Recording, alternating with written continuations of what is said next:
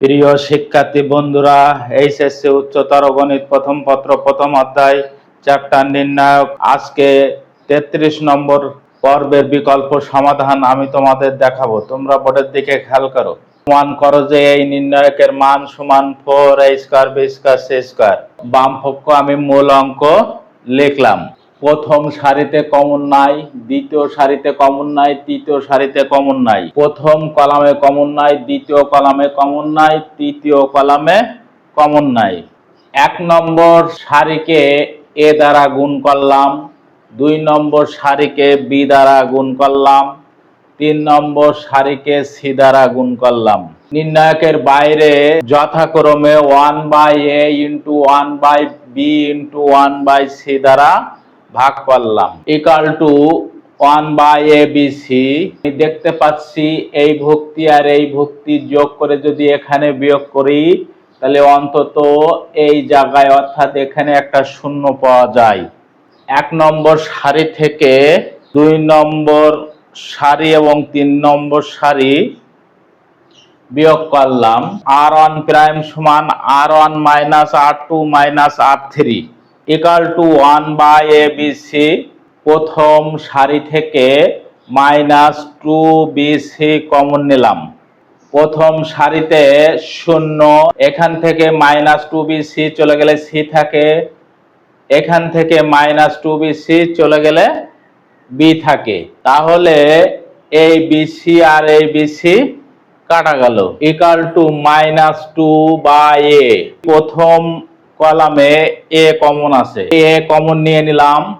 প্রথম কলামে a common নিলাম। প্রথম কলাম থেকে এখান থেকে a চলে গেল, থাকলো b স্কয়ার, এখান থেকে a চলে গেল, থাকলো c স্কয়ার। a আর a কেটে গেল ইকুয়াল টু -2।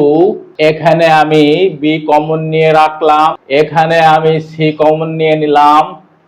দ্বিতীয় সারি থেকে b কমন নিলাম, তৃতীয় সারি থেকে c কমন নিলাম। b স্কয়ার থেকে একটা b চলে গেলে b থাকলো, এখান থেকে b চলে গেলে c square plus a square থাকলো, এখান থেকে একটা b চলে গেলে bc থাকলো।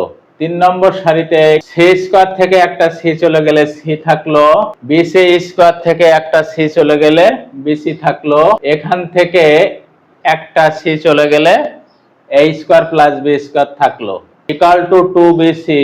এখন এই নির্ণায়কটা প্রথম সারিতে একটা শূন্য হয়ে গেছে, এই ভুক্তিটা অথবা এই ভুক্তিটা আমাদের শূন্য করতে হবে।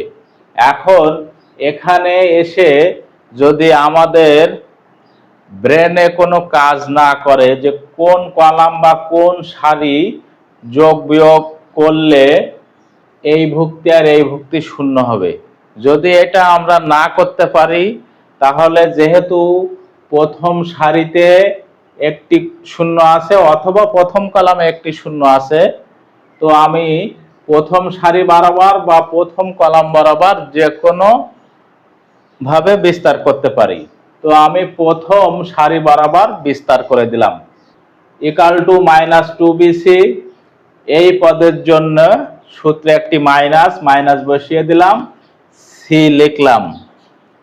c এর সারি এবং কলাম বাদ দিলে এই দুটো ভুক্তি আর এই দুটো ভুক্তি 2/2 আকারের নির্ণায়ক, যা r গুণন করে দিলাম। এই ভুক্তিতে সূত্রে প্লাস বসিয়ে দিলাম, b লিখে দিলাম। b এর সারি এবং কলাম বাদ দিলে এই দুটো ভুক্তি আর এই দুটো ভুক্তি 2/2 আকারের নির্ণায়ক, যা r গুণন করে দিলাম equal to -2abc। Second bracket উঠিয়ে দিলাম, ফার্স্ট ব্র্যাকেট শুরু করলাম। -c দ্বারা এই রাশিগুলোকে গুণ করে দিলাম, প্লাস b দ্বারা এই রাশিগুলোকে গুণ করে দিলাম। ফার্স্ট ব্র্যাকেট ক্লোজ করলাম equal to -2bc into -a square bc minus a square bc -2a square bc। বাকি পদগুলো সবই কেটে গেল equal to 4a square b square c square equal to ডান পক্ষ প্রমাণিত।